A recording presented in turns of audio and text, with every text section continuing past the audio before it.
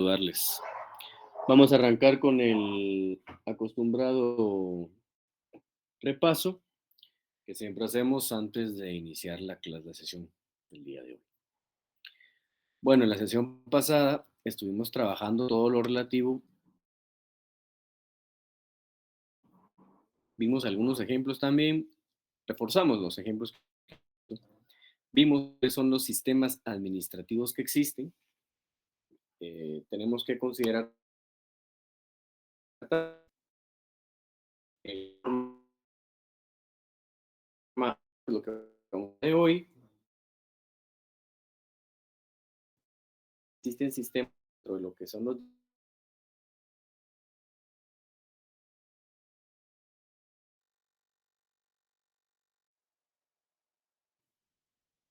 en el cual, no Licenciado, se obstante, escucha todo lo cortado. que es, ok, déme un segundito a ver si lo logro resolver, ¿sí?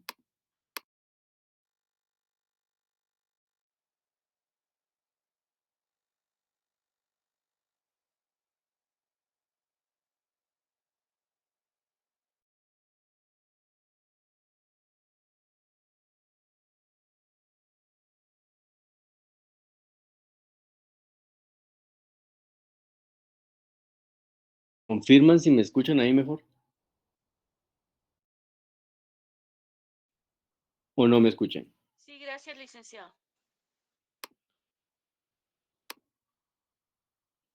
Ok, creo que se fue la electricidad a ustedes y eso es sin internet, ¿no? Nos llega sin internet y es un serio para quienes estamos utilizando estas vías para estar impartiendo docencia o algún tipo de actividad, entonces el internet se va y viene. Espero que ahorita sí ya me escuchen bien. Bueno, les decía que, por ejemplo, en el caso de Guatemala, que no obstante tenemos o contamos con todo un trámite administrativo de los recursos, también existe un control de alguna manera de lo que es el Poder Judicial, que es el que va a tener un tribunal especializado, y este tribunal especializado es el que conocerá de las contiendas existentes entre la administración pública y particular. No hablamos de los particulares, pueden ser personas individuales, jurídicas, ¿no? Y el otro sistema, que es el de justicia delegada, que yo les comentaba que tenía su antecedente en lo que fue la Revolución Francesa, que se concentra prácticamente todo lo que es el tema administrativo y se le deja puramente administrativo. ¿Qué significa esto? Que nos quedábamos solamente con lo que el órgano administrativo de la naturaleza que fuera hubiese resuelto, ¿sí? Y no podíamos acudir a otro tipo de instancia, en este caso la instancia judicial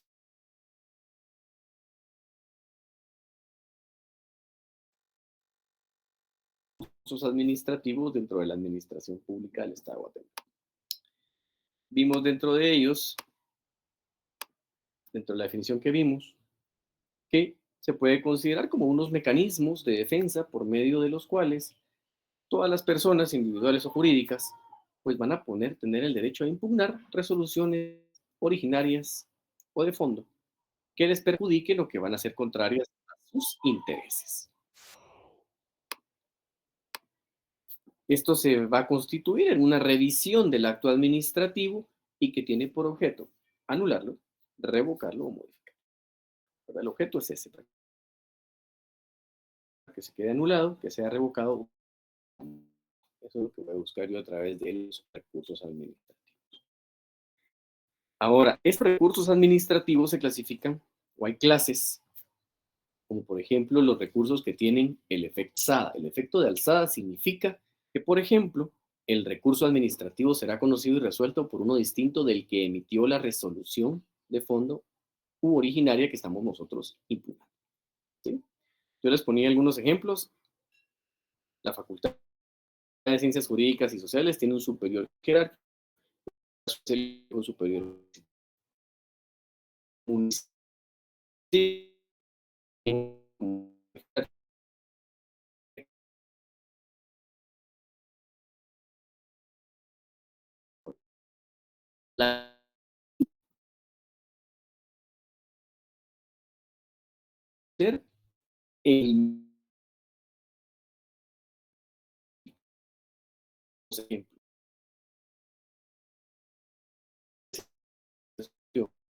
Si fuese el caso que el Consejo Municipal emitió una resolución, si fuese el caso que un ministro de Estado emitió una resolución,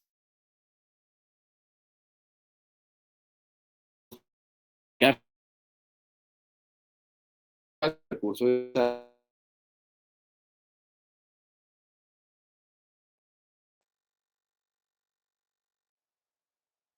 el tema, voy a darme mi teléfono, voy a cambiar de red.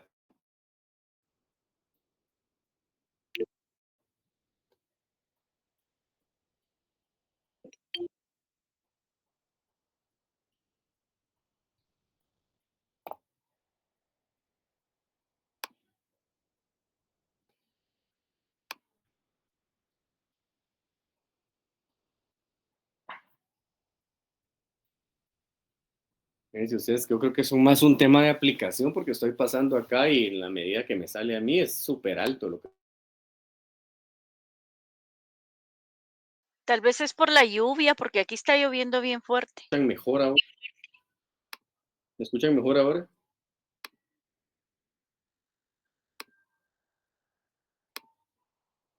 Sí, fíjense que en realidad no es un tema de internet, porque me cambié a la red de mi teléfono ahora y pues acá no deberíamos de tener problema para hacer la conexión, ¿verdad? O sea, si ya me cambié a tres redes distintas. Lo que sí considero que puede ser es un tema general y que esté afectando a quien nos da el soporte, que es la facultad. Porque quien nos da la facultad, quien nos da el soporte es la facultad en este momento, ¿verdad? No es la universidad, es la facultad. Entonces, no sé si siguen escuchando entrecortado o me escuchan mejor. Si no, vemos qué hacemos. Ahorita está más claro, licenciado. Pero Ahora se siempre escucha se les más escucha claro. entrecortado, pero siempre se les escucha con problema, ¿o no? Ya no, ¿me escuchan bien? Sí. Sí, ya no, está bien. Ahorita sí. Ok, bueno. Pues yo regresé a la misma red y creo que no es un tema de internet al final de cuentas, pero bueno. Bueno, sí, al final de cuentas estábamos solo en la parte del repaso, que es lo que siempre hacemos, ¿no? Al inicio. ¿Cuáles son las características de los recursos administrativos en nuestra legislación? Si es que fíjense que incluso no me deja darles acceso individual, hacerlo de otra forma, no sé qué tiene la aplicación. Es un tema, creería yo, más de que nos conectamos varios al mismo tiempo y creo que ahí es donde baja probablemente el tema de soporte. Pero igual yo lo haré ver al área de la facultad. Bueno, ¿qué características tienen que tener para los recursos administrativos? Lo primero, por excelencia, tiene que existir una resolución administrativa. Esa resolución administrativa, ¿cuál tiene que ser? La resolución originaria o de fondo. Segundo, tiene que existir un órgano competente. ¿Qué significa esto? Que tiene que existir un órgano al cual se le haya otorgado la competencia para que pueda conocer, ¿sí?, de el recurso administrativo que nosotros tengamos aquí en planteárselo. Luego tiene que existir una fijación de un plazo, que esto lo que nos va a dar es aquel periodo de tiempo que tiene el particular, el interesado, el administrado, para poder presentar su recurso. También vamos a encontrar los requisitos. Estos están establecidos en la ley de lo contencioso administrativo. Hoy vamos a ver los casos de por qué yo les digo a veces que sí la ley, a veces no. En el artículo 11 de la ley de lo contencioso administrativo. Luego está una fijación o establecimiento de un procedimiento, que esto pues lo que tenemos que hacer es que se va a dar un plazo en el cual pueden intervenir otras instituciones. Entonces ahí Avi nos hace favor de apagar su micrófono, por favor. Y por último, la obligación de resolver, que ya sabemos que es una garantía fundamental consagrada en nuestra Constitución Política de la República de Guatemala, en el artículo 28, pero también tenemos que entender nosotros de que, ¿qué pasa si no nos resuelve? Y aquí es donde nosotros vamos a encontrar el verdadero silencio administrativo dentro de nuestro ordenamiento jurídico, ¿sí? ¿Y por qué necesito yo ese procedimiento del silencio administrativo? ¿Por qué necesito yo que exista esa figura? Puntualmente porque como nosotros en el sistema que adoptamos contamos con un tribunal especializado, este tribunal especializado es el que va a conocer de esas contiendas entre los particulares y la administración pública. pero para llegar ahí debe estar agotada la vía gubernativa o la vía administrativa. Agotada la vía administrativa, podemos acudir nosotros al Poder Judicial. Si no, no podríamos nosotros acudir a lo que es el Poder Judicial. Ahora, fíjense que hay un tema de mucha discusión con relación a esto, que es lo que vamos a ver hoy puntualmente, del por qué se tiene que hacer esta diferenciación, que en algunos casos sí procede, en otros casos no procede. Entonces, sí necesito que arranquemos dando lectura a algunos artículos el día de hoy. Alguien que me haga favor de leer el artículo 17 de la Ley de lo Contencioso Administrativo.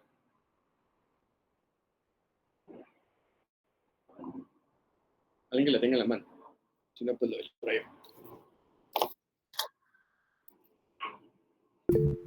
Aquí la tengo, Lick. Muy bien. Hazlo, Orlando. Perdón. Artículo 17. Ámbito de los recursos. Los recursos administrativos de revocatoria y reposición serán los únicos medios de impugnación ordinarios en toda la administración pública centralizada y descentralizada o autónoma. Se exceptúa aquellos casos en que la impugnación de una resolución deba conocerla un tribunal de trabajo Y previsión social. Bueno, miren, ¿cuál es el tema acá con ese artículo 17? Cuando nace la Ley de lo Contencioso Administrativo, se tuvo la idea de tener en una sola normativa jurídica los recursos que nosotros como particular, como administrados, vamos a aplicar, para no tener disperso en una cantidad enorme de legislación a qué recursos al que yo debo acudir, qué requisitos debo cumplir y lo que hemos venido viendo. El asunto es que por un error de técnica legislativa en el año 97, en el cual se promulga esta ley en el año 96, que entra en vigencia en el 97, no se consideraron aspectos constitucionales. Los aspectos constitucionales que no se consideraron eran que si esta normativa se pretendía hacer la unificación de los recursos, salvo en algunas materias, como se estableció ahí, tenía que hacerse un análisis a profundidad qué tipo de consideración tenía el resto de entidades públicas. Porque nosotros tenemos entidades públicas que son autónomas, otras que son descentralizadas. Ejemplo de entidad descentralizada con su propia normativa, la SAT.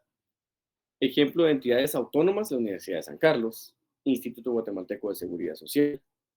Y para yo poder tener la capacidad de quitarles a ellos esa prerrogativa que tienen de su propia normativa y sus propios recursos, tenía que hacerse una reforma específica a la normativa de estas entidades.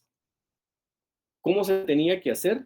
Con el voto de las 2/3 partes de las 2/3 partes del Congreso de la República.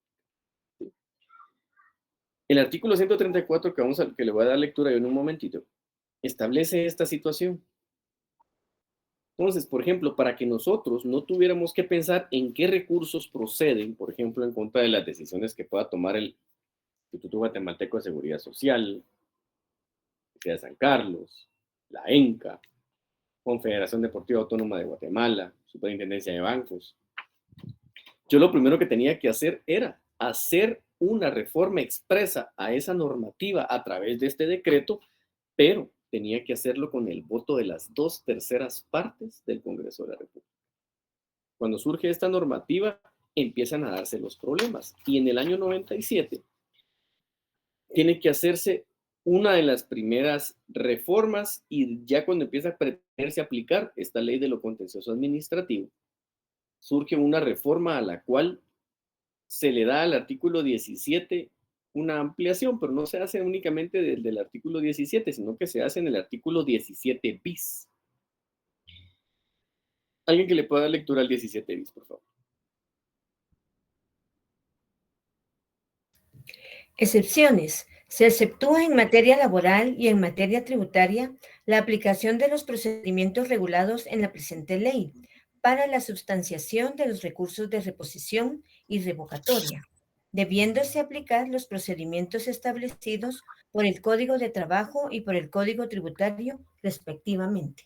Entonces, ahí con esta reforma se pretendió darle sentido a lo que establece los recursos en materia administrativa por parte de la Ley de lo Contencioso Administrativo. Particularmente les digo, los errores de técnica legislativa que son los que nos meten en este tipo de situaciones o que nos dan este tipo de dificultades a la hora de buscar una aplicación, quien tiene que resolver estas dudas al final de cuentas es el máximo contralor de la defensa constitucional en el Estado de Guatemala. Entonces, la Corte de Constitucionalidad, específicamente ya en reiterados fallos, ha manifestado lo que estamos hablando nosotros acá el día de hoy. ¿Qué es lo que estamos hablando nosotros acá el día de hoy? Es de que si, por ejemplo, pretendíamos o se pretende como Estado unificar prácticamente todo el tema de procedimientos, unificar todo el tema de lo que sea relativo a los medios de impugnación, pues entonces lo tenemos que hacer desde una reforma expresa con el voto de las 2/3 partes. Mientras eso no sea así, vamos a tener que hacerlo y vamos a ver el análisis que tenemos aquí, que se lo voy a poner yo en pantalla en un momentito, en el cual nosotros vamos a tener que hacer, evidentemente, esa diferenciación de quiénes son, por ejemplo, esas entidades que tienen sus propias normativas y cuáles son las que no tienen. ¿Sí? Entonces, cuando decimos esto puntualmente, tenemos que verlo desde el punto de vista de que nuestro ordenamiento jurídico vamos a tener que clasificarlos hasta que esto no pase en 3 tipos. Los recursos administrativos en la administración pública centralizada, los recursos administrativos contra la administración local guatemalteca, entiéndase el municipio, esa es la administración local, y también los recursos administrativos contra la administración descentralizada y autónoma, que tenemos ahí nosotros que tener claro, no solamente va a ser uno, sino que van a ser 3 tipos de recursos. ¿Cómo nosotros cuando tengamos la posibilidad de entrar en el ámbito de cada uno de ellos, vamos a poder establecerlo? Ya vimos el artículo 17 de la Ley de lo Contencioso Administrativo. En este artículo 17 de la Ley de lo Contencioso Administrativo ya vimos en qué casos van a proceder ciertos recursos. Cuando vamos nosotros a los recursos administrativos contra la administración local, nos vamos a ceñir prácticamente a lo que nos establece el artículo 134 de la Constitución. En el artículo 134 de la Constitución, que prácticamente todavía estamos en una forma de las garantías fundamentales, pero habla de descentralización y autonomía. Y establece que el municipio y las entidades autónomas y descentralizadas actúan por delegación del Estado. ¿Sí? Ahora, vamos al artículo 100 de su Constitución, ¿sí? Que creo que esto pues ustedes ya lo analizaron en Derecho Administrativo 1 y 2, pero nunca está de más darle lectura a estos artículos para entender y comprender de qué manera es que esto se aplica. Es que en el artículo 100 de nuestra Constitución, le voy a dar lectura al artículo 100, por ejemplo, vamos a encontrar la seguridad social, ¿sí? En donde se establece que se garantiza la misma, pero en el tercer párrafo de lo que es esta parte constitucional, establece la aplicación del régimen de seguridad social corresponde al Instituto Guatemalteco de Seguridad Social, que es una entidad autónoma con personalidad jurídica, patrimonio y funciones propias. Goza de exoneración total de impuestos, contribuciones. No seguiré leyendo más porque creo que eso no es parte de lo que nos interesa ahora. ¿A qué quiero llegar? En esa parte donde establece puntualmente que es una entidad autónoma y la otra parte con funciones propias. Fíjense que en ese sentido, si nosotros vamos a analizar todos los reglamentos que tiene el Instituto Guatemalteco de Seguridad Social, que no solo es uno, son varios, vamos a verificar qué procedimientos hay diversos. Los vamos a tratar de agotar todos acá. Pero puntualmente vamos a ver que también tiene consagrados medios de impugnación propios. Cualquiera diría, pero si la ley de lo contencioso administrativo establece una definición de hacia dónde tenemos que ir, nos está marcando el camino de hacia dónde tenemos que ir. ¿Qué es lo que pasa en este caso? Que como ya les expliqué, no tendríamos la capacidad de poder aplicarlos puntualmente porque nosotros vamos a verificar que no han hecho una reforma expresa. Para el efecto, fíjense que también, y esto vale la pena que ustedes lo vayan anotando, pues como parte de sus fundamentos jurídicos para más adelante. Si, por ejemplo, el artículo 49 de la Ley de lo Contencioso Administrativo hubiera derogado cualquier normativa que contraviniera la presente normativa, pues entonces ahí ya tendríamos nosotros una salida más viable. Pero lo que hizo la ley de lo contencioso administrativo, si ustedes leen el artículo 49, se los voy a leer, establece la derogatoria, solamente dice o establece, queda derogada la ley de lo contencioso administrativo contenida en el decreto gubernativo número 1881 y sus... Entonces, esto vino de alguna forma a sujetarnos a tener que verificar en aquellos casos en los cuales las entidades públicas tienen las facultades de emitir su propia normativa, entonces sus reglamentos podrán seguir vigentes, sus medios de impugnación podrán seguir vigentes. Por si a alguno les interesa, miren, de administrativo hay muchos que les gusta trabajar temas de esta naturaleza en sus trabajos de tesis, por ejemplo. Ustedes ya concluyendo este semestre, pues ya tienen la facultad de poder presentar un punto de tesis. Por ejemplo, que se haga material o que se materialice la unificación de los recursos administrativos. Fíjense que al día de hoy se sigue discutiendo que exista una unificación de un único proceso civil, que no existe el oral, que no existe el ejecutivo, que no exista el sumario, que no existe el ordinario. Que exista solo uno, que haya un procedimiento para todas las situaciones. Y todavía no lo hemos logrado.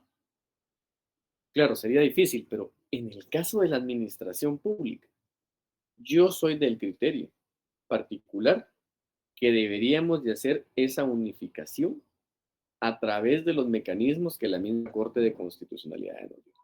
¿Sí? Pero por si a alguno le interesa, pues ahí ya tienen ustedes un tema de análisis muy jurídico a profundidad.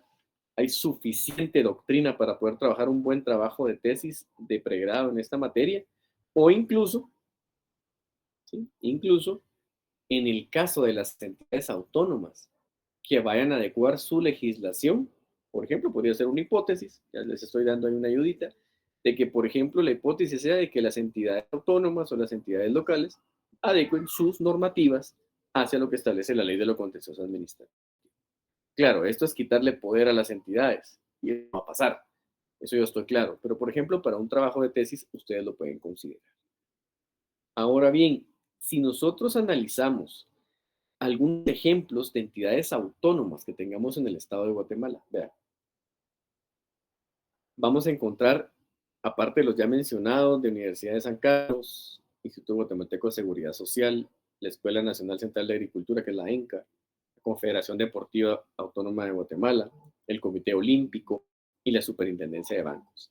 Estas son entidades autónomas, pero tienen un asterisquito a la par. ¿Y saben cuál es? Y el municipio, que se me olvidó decirlo también, el municipio también tiene y goza de la autonomía constitucional. Estos lo que van a tener es como una prerrogativa, lo que van a tener como uno de aquellos beneficios que no tienen otras entidades, es que tienen la autonomía reconocida por la Constitución Política de la República de Guatemala. No se las ha otorgado una norma de tipo ordinario, sino que ha sido una autonomía reconocida por la Constitución. Prácticamente, aunque haya intentado la ley de lo contencioso administrativo unificar todos los recursos, la respuesta es no se puede. ¿Por qué? Porque hay entidades autónomas que dentro de sus facultades está la de poder emitir su propia normativa. Es un tema de mucha discusión, por ejemplo, ¿verdad? Claro que nosotros, como les digo, tenemos la facultad siempre de poder encontrar una explicación, encontrarle una forma en la cual se podría llevar a cabo esa materialización, esa unificación de los recursos administrativos, de los procedimientos y los recursos, ¿sí? Que sepamos que hay un procedimiento y hay ciertos recursos, ¿sí? Claro, lo que nos toca a nosotros acá de una forma, por lo que tenemos que conocer, es que van a haber recursos que los va a resolver en todos los casos el superior jerárquico. Y en un caso va a ser porque él emitió la resolución para que él la revise y en otro caso va a ser porque un inferior administrativo ha emitido una resolución que ha sido perjudicial, que ha resultado contraria a los intereses de una persona y esto provoca que se solicite la revisión de la misma. ¿Cuáles son los aspectos que tenemos que considerar para cada una de estas entidades? Bueno, uno, que para todas aquellas entidades centralizadas, siempre aplicaremos la ley de lo contencioso administrativo. Ahí no hay para dónde. Ahora, ¿en qué caso aplicaremos para entidades descentralizadas? Para aquellas entidades que no cuenten con un mecanismo de impugnación. Aquellas entidades descentralizadas que no lo tengan. O que en su caso no estén consideradas dentro de las excepciones que la misma ley de lo contencioso administrativo nos ha dado. ¿Cuáles son esas excepciones? En materia laboral, ¿sí? Que se regirán por el Código de Trabajo, que si no estoy mal ustedes ahorita están viendo procesal laboral también, si no estoy mal creo yo, ¿verdad? Si no me equivoco, ahorita están viendo procesal de trabajo. Y también en materia tributaria. En materia tributaria serán los que establezca el Código Tributario. Entonces, ustedes dirán, por ejemplo, ¿por qué en algunos es su propia normativa y por qué otros están en normativas ordinarias? La explicación es muy sencilla. En el caso de la Superintendencia de Administración Tributaria, se rige prácticamente en todo lo relativo en materia de tributos a lo que establece el Código Tributario. Distinto será la ley orgánica interna, ¿sí? Eso será diferente. Pero, por ejemplo, hay otro caso bien particular, que es la Oficina Nacional del Servicio Civil. Ellos tienen sus propios recursos. Entonces, cuando hablamos de una entidad descentralizada como estas, como la Oficina Nacional del Servicio Civil, vamos a tener que aplicar la normativa de ellos. ¿Cuál sería la segunda consideración? La administración local. En este caso estamos hablando del municipio, ¿sí? Lo que el municipio establece con sus normativas. Voy a dar un caso muy puntual de normativas y ejemplos del municipio. Lo que todos los de acá pues conocemos o hemos ido a la antigua Guatemala.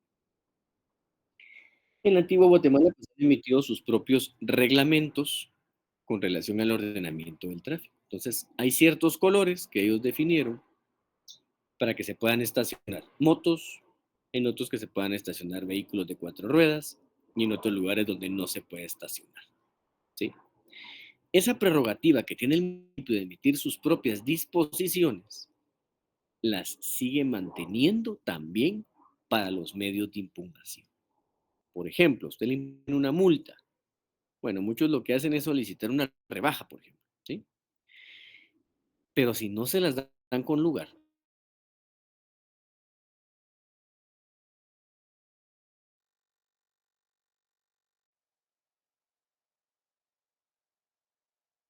revisa si la posición de esa multa fue o no justa, si fue o no apegada a derecho y no hubo No uso de se autoridad. escucha, Lick. Veamos. ¿Escuchan? Disculpen.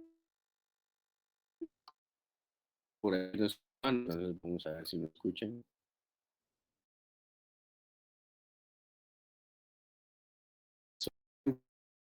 No es un tema solamente mío, por lo visto. No, no, no. Miren, me da pena seguir la clase si no me están escuchando, porque obviamente es un tema que requiere mucha explicación y no quisiera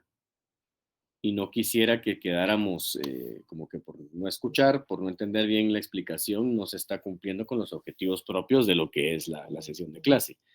Entonces, me dan un par de minutos y voy a informar porque ya lo probé de 3 redes, que a mí me salen que tengo full señal y pues Entonces creo que no es un tema nada más de Internet. Me dan un minutito, les voy a escribir, ¿sí? Denme unos minutitos.